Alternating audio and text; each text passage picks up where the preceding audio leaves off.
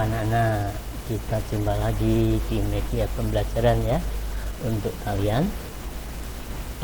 Kali ini Bapak akan membuat media pembelajaran untuk siswa kelas 10, siswa SMA Negeri 3 Surakarta. Bapak ambil dari sumbernya buku paket informatika untuk kelas 10 karangan Pak Wahyono dan kawan-kawan yang diterbitkan oleh School Book 2021. Dan untuk kali ini media untuk menjelaskan bab 4 tentang sistem komputer. Sebetulnya buku paketnya sudah dibagikan pada kalian, termasuk juga PowerPoint-nya Bapak juga sudah bagikan pada kalian ya. Tetapi untuk membantu kalian yang tidak suka baca, biasanya kan sebagian dari teman-teman ada yang lebih suka buka video sambil dengarkan suaranya gitu, sambil lihat videonya. Nah, ini video pembelajaran Bapak buat untuk membantu yang suka dengan cara belajar seperti itu. Oke. Sistem komputer apa itu? Nah, sistem komputer, nah ini gambarannya seperti ini, ada CPU, ada keyboard, ada monitor, ada speaker, terus ada modem, ada printer, dan ada mouse. Nah, ini semua adalah peralatan atau sistem komputer. Tapi sayang ya, videonya video atau gambar yang dipakai ini juga ada di buku paket kalian, gambarnya cukup lama ya, karena masih menggunakan disk drive. Mungkin kalian sekarang nggak kenal apa itu disk drive, bahkan CD aja kalian sudah jarang menggunakan untuk di lab komputer. Oke, selanjutnya sistem komputer itu terdiri atas beberapa bagian, yaitu ada perangkat keras, ada perangkat lunak, dan ada pengguna. Dalam bahasa kerennya ada hardware, ada software, dan ada firmware. Nah, kalian harus pahami bahwa sistem komputer ini ya, bagian-bagian ini harus ada semuanya. Ketiga ini harus ada. Tidak ada salah satu, sistem komputer tidak bisa berjalan. Oke, kita lanjutkan. Nah, apa itu hardware?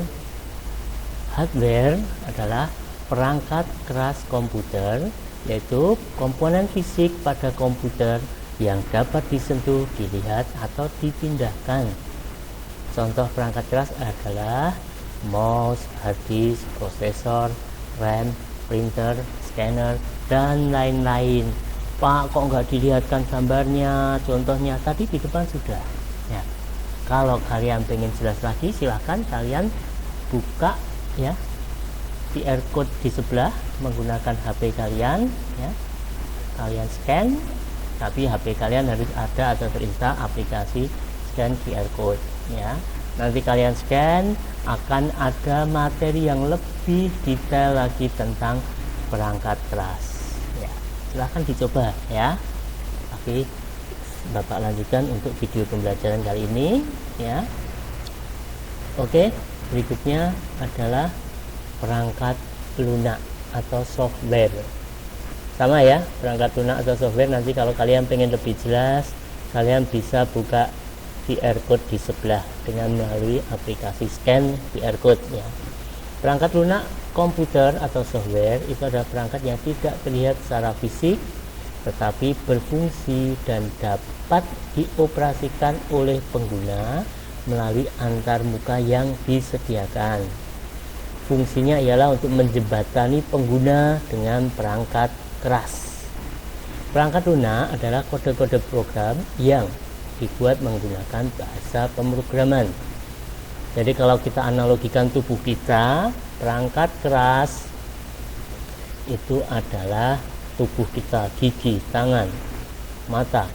Nah, perangkat lunak itu adalah apa yang ada di dalam atau yang tersimpan di dalam otak kita ya. Kalau kita tidak ada, kalau otaknya sih termasuk perangkat keras, itu sama seperti hard disk ya, tempat menyimpan memori atau RAM juga ya, tempat untuk menyimpan programnya. Tetapi programnya ada di dalam itu, tapi tidak bisa Anda lihat, tapi bisa dijalankan ya, atau berfungsi malah untuk menjalankan aplikasi-aplikasi yang lain. Perangkat lunak tadi adalah kode program yang dibuat menggunakan bahasa pemrograman. Jadi kalau kalian tertarik, kalian bisa nanti di materi-materi selanjutnya ada membuat program, kalian pelajari dengan sungguh-sungguh seperti kakak kelas kalian yang dahulu. Ada yang belajar membuat program, bisa membuat program-program mainan, program game ya. Syaratnya Anda harus sungguh-sungguh dan tekun mempelajarinya. Nah, dari program-program tersebut itu nanti kalian bisa salah satunya nanti bisa membuat aplikasi sistem operasi atau apa. Contoh yang jelas aplikasi atau perangkat lunak itu adalah misal kalian bermain WA, nah, HP Anda ada tapi tidak ada WA-nya, kalian tidak bisa berkirim-kirim pesan dengan WA ya, WhatsApp. Nah, itu salah satu contoh aplikasi. Kalau Anda ingin mengetik naskah, kalian menggunakan Microsoft Word. Nah, itu juga aplikasi yang termasuk word processor atau pengolah kata. Kalau kalian ingin membuat grafik, tabel, dan lain-lainnya, kalian lebih mudah menggunakan Microsoft Excel.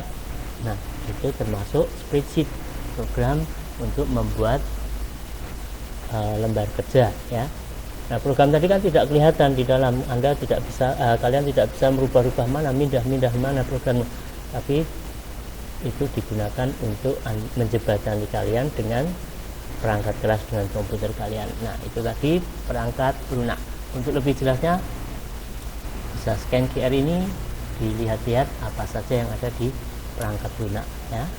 Oke, kita lanjutkan ke pengguna.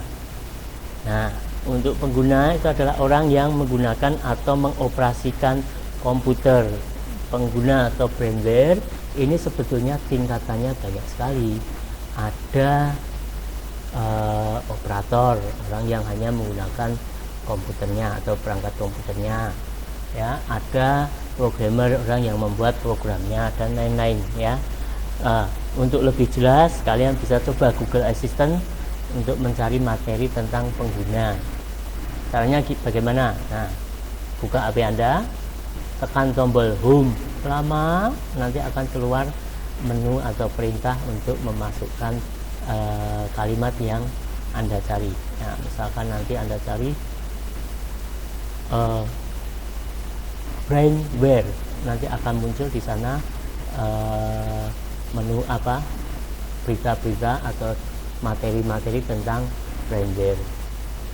Oke ya, ini tentang sistem komputer. Pendukungnya tadi ada 3, hardware, software, dan brainware. Sekarang kita lanjutkan ya.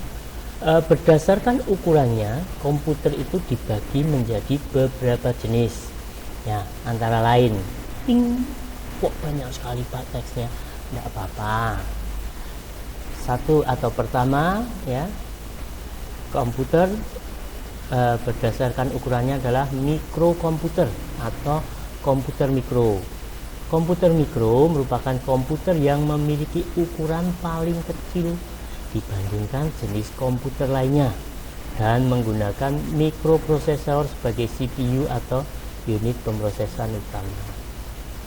Beberapa komputer bahkan dalam bentuk papan tunggal atau single board circuit SBC.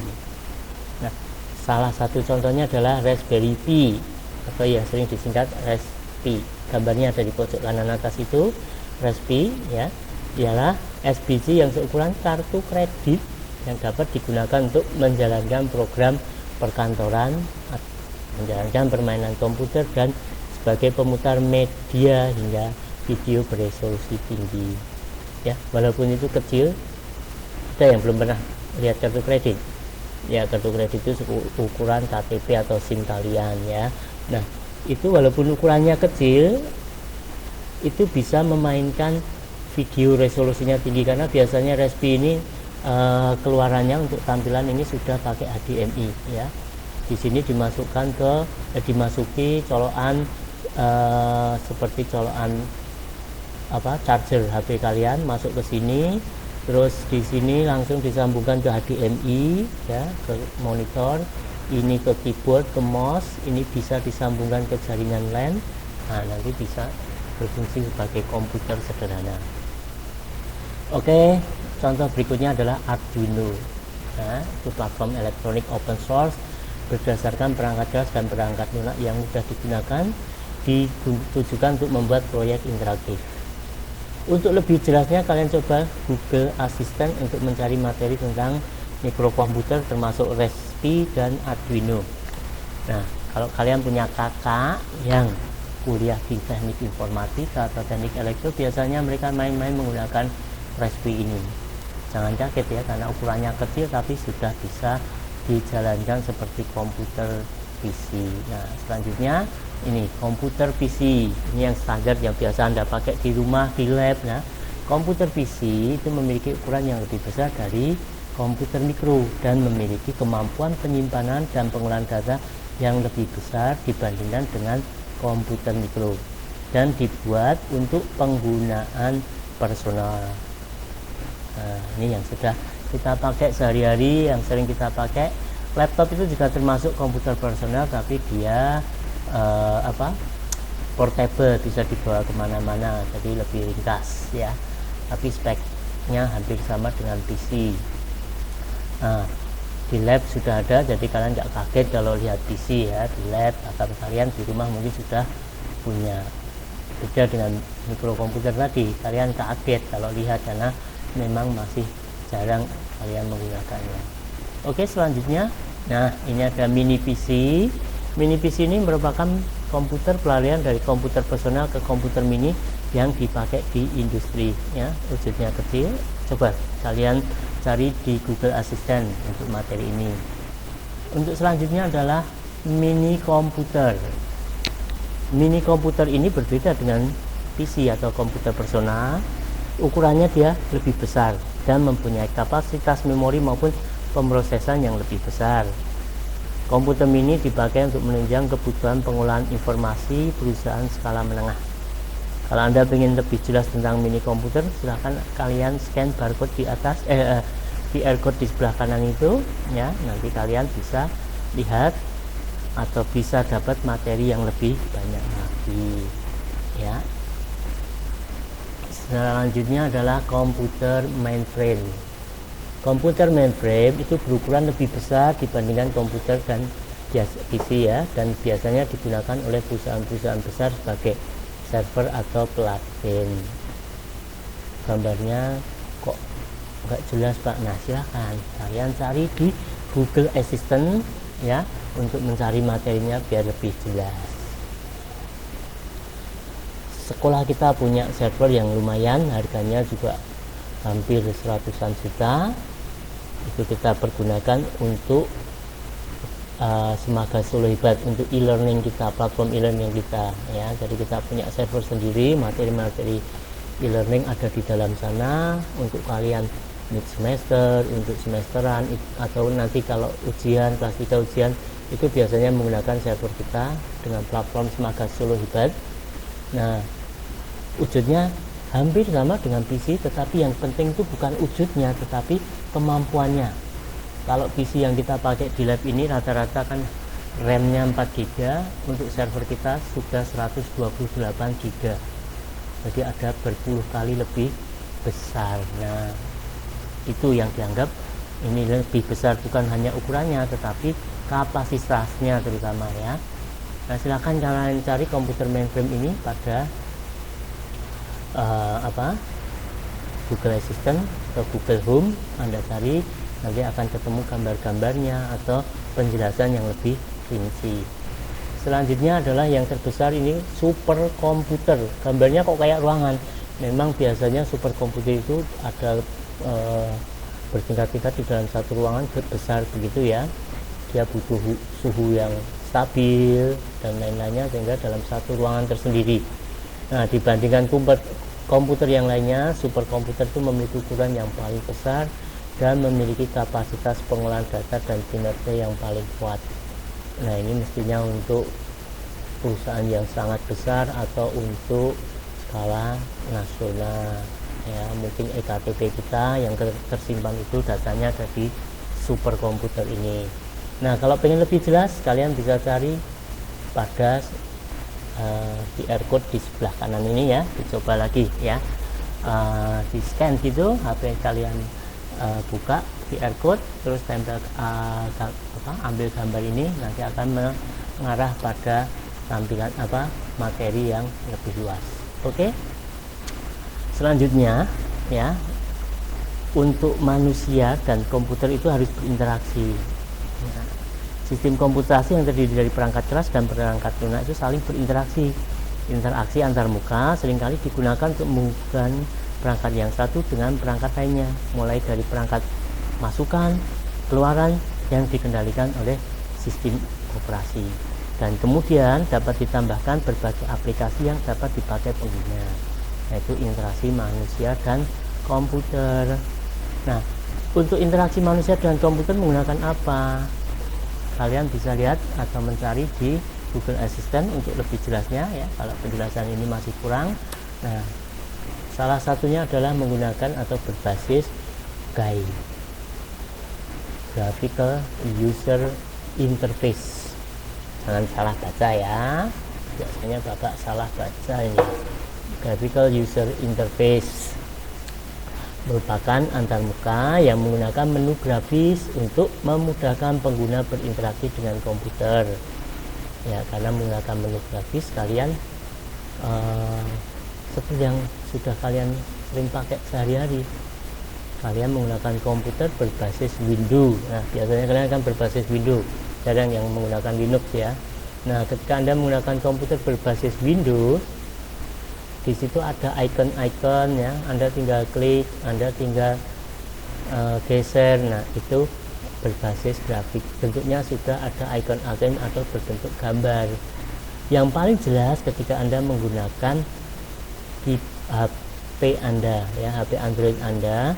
Nah, HP Android Anda kan bentuknya kan ada gambar-gambar ya, icon-icon ada, kalian tinggal klik ya, Anda tekan, nanti langsung terbuka. Misal Anda klik gambarnya WA, ikonnya WA, diklik langsung terbuka WA, tinggal ngetik di sana. Nah, itu berbasis grafis. Kok ada berbasis grafis, apa ada yang berbasis lainnya Pak? Ini ada, yaitu berbasis command line interface ya, seperti gambar di kanan itu. Nah, sistem berbasis CLI itu menggunakan tipe antarmuka melalui teks terminal. Jadi pengguna untuk menjalankan perintah dan program yang ada di sistem operasi itu menggunakan dengan cara mengetikkan baris-baris perintah tertentu. Untuk lebih jelasnya Anda bisa cari di Google Assistant, tapi Bapak akan contohkan ya. Oke, kita contohkan apa sih, seperti apa command line interface. Nah, ini tadi. Nah, ini adalah tampilan grafis. Ketika Anda buka, tinggal klik-klik pada icon-icon atau gambar-gambarnya ya. Nah, sedangkan untuk yang berbasis command line, Anda bisa klik di sini. Nah, Anda ketikkan command prompt ya. Anda ketik command prompt atau CMD. Nah, ini ada command prompt itu juga CMD. Kalau disingkat memang CMD ya. Command prompt ini Anda klik, nah tampilannya seperti ini. Jadi Windows selain berbasis grafis juga bisa menggunakan command line interface ya, CLI tadi. Nah, caranya bagaimana menggunakannya, ini baris ini. Ini untuk menunjukkan Anda pada posisi C, hard disk C. Kalau Anda pengen C yang keseluruhan, Anda tinggal CD ya, change directory CD. Nah, ini sudah di C. Ini kalau Anda pakai yang graphical, Anda tinggal, atau grafis ya, Anda tinggal gambarnya Windows Explorer, terus klik C gitu kan, nah, keluar isinya. Nah, kalau di sini untuk melihat isi hard disk C harus ketikkan perintah tertentu. Ini isinya. Kalau kalian mau pindah ke hard disk D, pindah hard disk D. Nah, sudah tertulis D. Untuk lihat isinya D, nah D. Oh, di D ada folder atau directory berada, masuk directory berada seperti ini. Anda harus mengetikkan perintah-perintahnya untuk melihat D. Tapi kalau Anda dengan graphical, Anda tinggal klik tekan saja. Nah, sulit Pak kalau pakai command line ya. Ini tergantung kebiasaan, karena Bapak sudah tua ya, dulu menggunakannya komputer seperti ini. Tapi generasi kalian itu generasi yang sudah berbasis grafis, jadi Anda sudah terbiasa menggunakan grafis. Kalau melihat seperti ini mungkin kalian merasa kesulitan ya, tapi tidak masalah karena ada fungsinya dan manfaatnya masing-masing. Biasanya untuk server sistem operasinya berbasis command line seperti ini. Karena apa? Server digunakan untuk melayani komputer-komputer yang lain, jadi dia sendiri tidak butuh tampilan grafis, tapi komputer user yang dilayani itu yang butuh grafis. Nah, biasanya komputer-komputer user client itu menggunakan Windows yang berbasis grafis, sedangkan servernya itu menggunakan yang berbasis command line ya. Sementara ini ya, nanti kalian bisa Google Assistant cari biar lebih banyak lagi pemahaman kalian tentang command line. Selanjutnya kita jelaskan tentang bisa berbasis suara audio. Kalau tadi berbasis grafis, berbasis command, berbasis teks, sekarang berbasis audio. Nah, syaratnya harus ada mikrofonnya atau alat perekam suaranya. Ya, dengan alat perekam suara nanti kalian memberi suara, nanti sistem operasinya akan bekerja sesuai perintah kalian. Itu berarti berbasis audio. Contohnya bagaimana ketika Anda menggunakan HP Anda, menggunakan Google Assistant di HP Anda, nah itu sudah berbasis audio. Anda perintahkan cari warung makan terdekat, nanti kan keluar informasi tentang warung makan terdekat. Nah, itu salah satu contoh antarmuka menggunakan suara. Yang terakhir adalah antarmuka menggunakan gambar atau video. Syaratnya juga harus ada. Kalau tadi mikrofon untuk suara, kalau ini untuk mengambil gambar harus menyediakan kamera. Nah, kalian bisa coba nanti di Google Assistant apa sih antarmuka yang berbasis video. Nah, seperti itu ya materi Bapak video pembelajaran kali ini. Video pembelajaran kali ini berbicara atau bercerita tentang sistem komputer ya. Nanti kita lanjutkan pada sistem komputer bagian 2 ya. Ini video pembelajaran pertama tentang sistem komputer sampai pada interaksi manusia dengan perangkat.